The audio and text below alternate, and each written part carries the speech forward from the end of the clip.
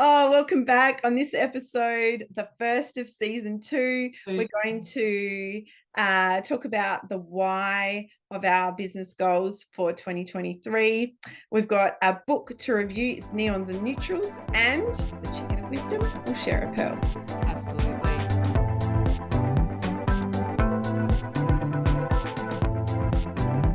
Yeah, absolutely. Let's do that. So we've been talking about setting really specific goals. So as teachers ourselves, we have worked very much so with the SMART goal framework, haven't we, Pru? Yes. Yeah. So we thought that we would try to use this in our businesses to make sure what we're doing is very specific. Mm-hmm. Yes. That it is measurable. Very measurable, that we can actually achieve it. So it's achievable. That's an A. And what's R, Pru? I think it's relevant. Oh yeah, relevant. Oh, but the T is the one I really like. And the T is a tricky one. It's time bound, so that there's a specific date or a specific period of time in which this goal is going to happen. Yeah, absolutely. Yeah. And why is it important for us to do it like this? Why do we sort of think that we're setting SMART goals? I think because it can be really easy to just say, I want to do this thing. And you get sort of a bee in your bonnet about doing something specific. Like for me, I've been going on and on about wanting to set up an online learning platform, because there's a big part of my business is around sharing skills. And there's people around the world that I'd love to share skills with, but I just can't afford to go travel to the UK to run a class these days yet. Maybe one day they'll invite me. Or I'd love to go to New Zealand and share some skills down there. But at the moment, maybe online is more achievable for connecting with those communities. So I've been going on and on about wanting to do this, but it's actually a really big goal. There's a lot of things that need to happen and to be sort of set up, a bit of money to be spent as well setting it up. There's some skills outside my skill set that I need to apply in order to do it. So it can be a bit daunting. And so I'm like, I haven't actually progressed very far with it, even though I think that's the key, isn't it? Because you want to do, and like I know I've talked to you before, you want to do all the things. I want to do all the things. I want to do all the things. And it's just not feasible. So we have to pick the things, and having this conversation is making me think about priorities too. And so you want to do an open learning platform. I want to make sure, because so for Yarn Trail Victoria, there's a map involved in that. I want to, we have a map. I want to have a map of the state that's got indie dyers, mills, and good quality yarn stores and yarn producing farms on it. So this has been started. This was the initial part of the whole idea of Yarn Trail Victoria. So it's not that it hasn't happened at all, but it needs to happen in a much more detail. So my goal to have by the end of the financial year. Oh, that's only 2 months away. Are you ready for it? April, May, June. Oh, well, maybe. March, April, May. Oh, gosh. Okay. Well, again, I will. So is to have the map at least have it mapped out. So I need the list of all the businesses, and I'm going to contact every single one of them and then put them onto a map and really start the process, because that's going to be the center of the business of Yarn Trail Victoria. So I really need that to move along, because I can get excited like we both can. I want to do the map, and then I want to do this, and then I want to do this, and I'm going to do the workshops, and I want the retreat, and I want to do it. Whoa. Yeah, exactly. So I think the whole thing around SMART goals is actually to sort of dial it back to something that is achievable within a time frame. So you can start with the time bound and say, well, I've only got 2 months, so maybe it's not achievable to build an entire online learning platform, or maybe it's not achievable to do the entire map by the end. That's right. Yeah. And so then you start it's not necessarily go SMART. You might start with T and M, like, what are my measurables? Maybe there's sort of like some kind of data point or something that you need to kind of prove. You need to reach a certain goal or sale goal or something. I mean, it's a bit different when you're an entrepreneur. You're not having to meet certain targets, but maybe you are. Maybe you set them for yourself. And then you start playing those other letters rather than starting with a specific goal. Yeah, It might absolutely. be that you are able to name that specific goal, like I'm going to do a region. So I'm going to do the Highlands part of the map, and that's what I'm going to achieve by the end of June. Or by the end of May, I'm going to have, just the Ballarat region. And then by the end of June, I'm going to have the Highlands as well. And then by the end of July, I'm going to have the Road area or Great something. Ocean Road. Exactly. So breaking it up into smaller parts. Now, Which is see, what this I need people, to do. this people is why I have Pru in my life, because this is what needs to happen. I need to be told, okay, Jess, that's a wonderful idea, but here's how you break it down, because I can't always do that for myself. So but I'm terrible too. I'm like, I want this learning management system, Jess, and I want it yesterday because it's going to be a passive income for me. It's going to help me connect with different communities. It's so integral to my why about connecting communities and sharing learning, being creative, because it's going to have this like learning hub where people can connect and share their learning and show how they've been able to extend into other sort of creative projects with their new skills. But it's actually not achievable right now. So I need to dial it back and aim for, well, what I think is I should probably record the videos that are going to go in my first class. And I suppose that's it. What's the step towards it? Yes.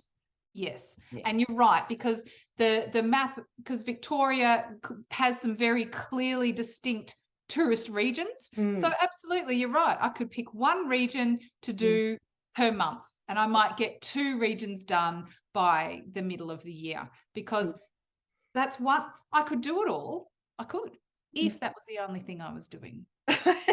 As if that's the only thing you could do, And Jess. We've got so much on the go. It's not the only thing I'm doing. So small bits. Yeah. Because I want it, because the other thing I suppose is quality over quantity too. You don't want to make mistakes and rush through things and make a mistake and then have to dial things back and say, actually, that's not what I'm doing. I can't offer that anymore, that type of thing. So I think that's really important as well. So good point. I'm going to, by the end of June, so that's my time bound. So by the end of the financial year, I'm going to have mapped 2 of Victoria's tourist regions on the Yarn Trail map, and I will have contacted all of the businesses, which means having contacted all the businesses in those regions and let them know what I'm doing, and hopefully get something back from them that is relevant, obviously, to my raison d'etre, my why, because this is part of my community building for Yarn Trail Victoria. We're knitting communities together here at Yarn Trail Victoria. Beautiful. And it's measurable, because I'll be able to literally tick off what I can do. And I believe that is achievable. You're right. That's much more achievable than, say, doing the whole region, the whole, what do we call this thing? State, the whole state. That's the thing we're talking about. A state. Did you know that? That's a state. Anyway, so there we go. So how are you going to use this acronym? So I think what I'm going to do is the time bound. I think end of financial year is a really good checkpoint. It's halfway through the year of the calendar year for us, but it's also sort of, it's the end of the financial year, and we're mapping our inputs and outputs financial to that. So, and also grant funding and things tend to link to that. So, so I'm going to aim by the end of the financial year to have, so that's time bound, to have recorded, I'm going to say 5 short skill-based videos, linked to the 5 skills in the Ambition Beanie, which is my flagship class for beginners. And I'm going to, so that's my specific and measurable. It's achievable. I think it's achievable. In fact, I could probably knock it out in an afternoon or 2 once I've set myself up. And really thought about what it is that I want to produce and get good quality video. And that thinking about what goes into your video is going to take some time too, isn't it? That's right. A little bit of scripting, but also just I think trial and error too. That, because I think that's part of it as well. Just having a go, so it's not too kind of flat. You don't want it to just kind of sound scripted. Like, well, I don't want it to sound scripted. I want it to feel natural. Yeah. Yeah. And then, yeah, the relevant is that learning is core to my business. So I could invest time and money in other aspects of my business, making my website look prettier, or, you know, I don't know, something else. But I think that is actually a really core thing that's going to help me move along and move towards that goal of having an online learning management system, which I'm going to aim for by the end of the year. Yeah.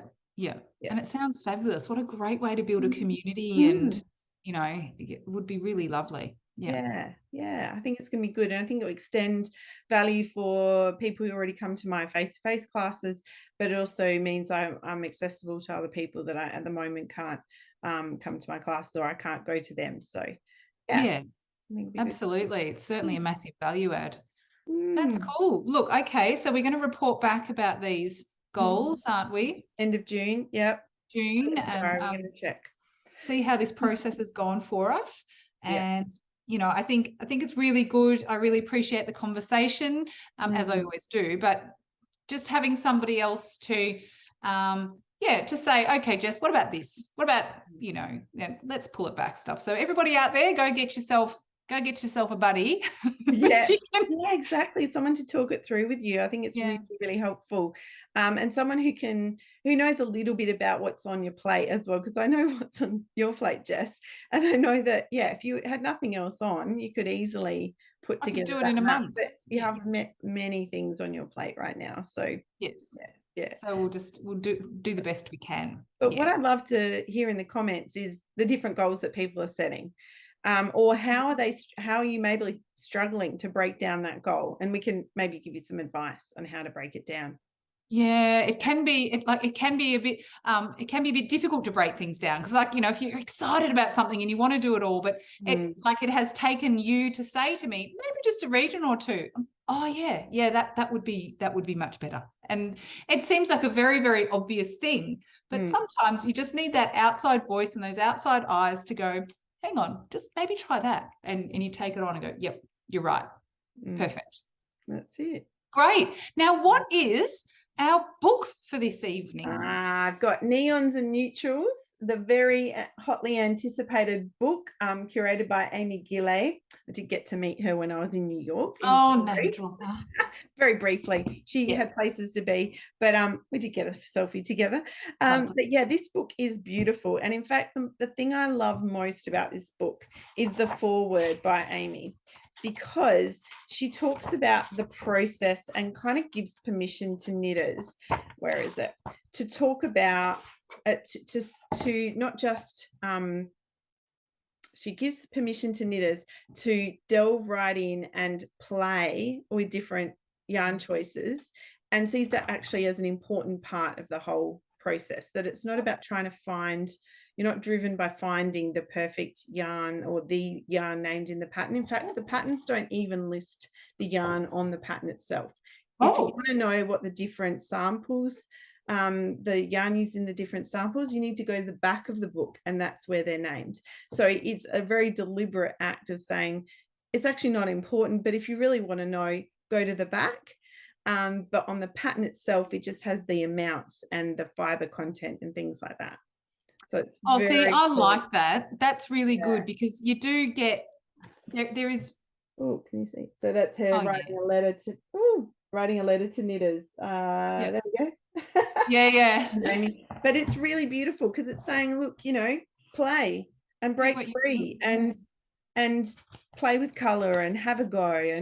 And then she talks about swatching as a process that isn't just about getting engaged. It's about playing and experimenting and learning new things about how your yarn can come to life in different ways, different combinations. Which is lovely, because I think there really is this sort of, you know, feeling out there in a lot of places where, you know, you have to get it right, or this is the right way to do things. And it doesn't. I love that it doesn't, you know, it doesn't have to be that way. Let's get out there, be free, try something new. And I just with that book, and I, you know, I follow her online as well on the socials, and her choice of colors on neons and neutrals, just stunning choices of colours together. And because there are different samples and things, you can just see how you kind of mentally shop your stash as well, or you think about things that you've got or you've seen, and permission to just do a completely different palette. I'm just looking for this one, which you would have seen a lot in social media. I really love this design. This one. Oh, yes. I really love it. And I could see how if you had a whole bunch of souvenir skeins of different sock yarns and lace yarns in blues, even, like you could do something there with a grey base. And here, obviously, there's more of a coral and green against a cream base. But, you can play with whatever. And the other one that I really like that she's been posting about a lot recently is this one with a beautiful, like, ripple. Where is it? It's like a little flounce on the front, and she talks about how you could do different colors. The different flounces could be different colors. Sorry, I should have marked the page for you before I came on to the show. Oh, I can't find it. And on Facebook and Instagram, she's La Bien Aimée, isn't she? That's right. So it's that one there. Oh, yeah. Oh, yes. And she's wearing another shawl over the top. But those ruffles, she suggests you could do them in different colours. And they're in mohair, but you could use a different yarn as well to get a different effect. So I love that there's so much encouragement to make it your own. And I think that's why I think it's an art form and not a craft, because here it is. There's another picture of it. It's not about reproducing the thing. It's about self-expression through the instructions. So, like, a chef will give us a recipe, and someone can bring it to life by substituting different ingredients. They're bringing their own flavors and flavor profile to something, and then it becomes a new dish entirely. And that's kind of what this book is inviting you to do. So that's really encouraging. So here's somewhere to start. See what you can do with it. Yeah. Perfect. That sounds awesome. I think I might have to get myself a copy of that one. Yeah. And I like what you said when you first talked to me about this book. You said, about how you don't even, like, it's got lots of wonderful patterns in it, for example, just as many knitting books do, full of wonderful patterns that we're never going to knit, that, that you might, or you might have, say you've got 5 books full of knitting patterns, when there's time to knit them, but that's okay because they're inspiration. Yeah, that's right. They're inspiration. They work. You sit there and you look and go, oh man, that's amazing. And then you cook something else, just like I did with my cooking books. That's right. But it doesn't even matter, as long as if you're getting there and it makes you feel creative and it makes you feel like you want to go and try something and do something, then how perfect is that? Yeah, exactly. Absolutely. Yeah. So that's the book for this episode. Chicken time. It's the chicken of wisdom, everyone. She's back. She's in the way. She likes to have her presence felt here. Now, the chicken, this is ridiculous. Is that a pun? Yeah. Didn't even know. But whatever. It's late on a Tuesday, people. Now the chicken tells us that Pru, they are not mistakes. They are just variations. Or advanced skills techniques that we just don't need to use right now. Absolutely. And look, we can wholeheartedly agree. They're not mistakes, people. They're just variations. I love it. Oh, beautiful words. Perfect. Another beautiful evening that we spent together. We have indeed. But this is a snippet, everyone. Like we said, we invite you into the conversation, but this is a snippet of what it's been this evening. We've covered much ground. We have today. So do stay tuned. Keep joining us. We love your company. Leave us some comments, and we'll get back to you and come again next time. Welcome to the Knitrepreneurs.